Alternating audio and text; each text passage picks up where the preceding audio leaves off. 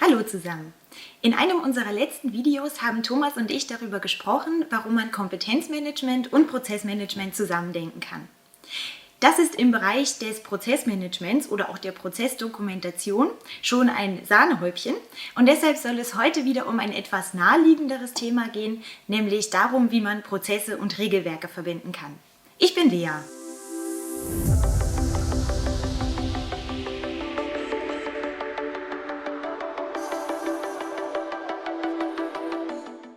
Jede Organisation ist von bestimmten Regelwerken eingerahmt, nach denen sie ihre Prozesse gestaltet und nach denen die Mitarbeiter auch entsprechend handeln sollen. Das können zum Beispiel Gesetze, Verordnungen, Normen oder auch interne Richtlinien sein. Eine große Herausforderung besteht nun in der Regel darin, diese Vorgabeinformationen aus den verschiedensten Regelwerken an den Mann zu bringen. Also den Mitarbeitern genau dann zur Verfügung zu stellen, wenn sie diese Informationen zur Verfügung haben müssen. Und genau dabei kann das Prozessmanagement eine große Hilfe sein.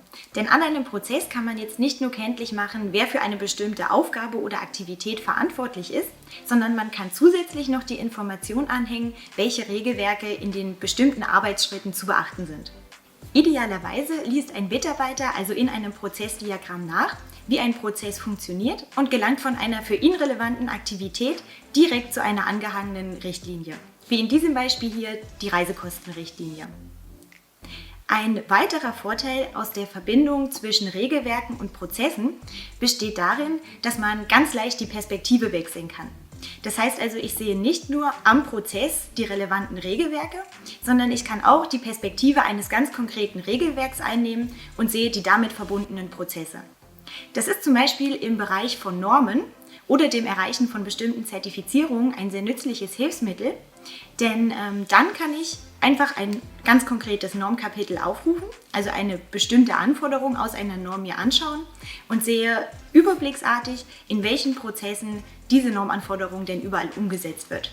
Und nimmt man nun noch einen weiteren Perspektivenwechsel vor und schlüpft in die Sicht eines bestimmten Mitarbeiters, dann kann dieser zugeschnitten auf seine Rollen, die er im Unternehmen einnimmt, einen Überblick erhalten, welche Regelwerke er denn eigentlich alle kennen muss. Das hat dann zum einen den Vorteil, dass man als Mitarbeiter nicht mehr lange suchen muss, wo finde ich denn eigentlich meine Regelwerke und was muss ich alles wissen. Es hat aber auch noch den weiteren Vorteil aus der Sicht des Unternehmens, dass man eine Art Nachweis hat darüber, dass die Mitarbeiter über die für sie relevanten Regelwerke Bescheid wissen.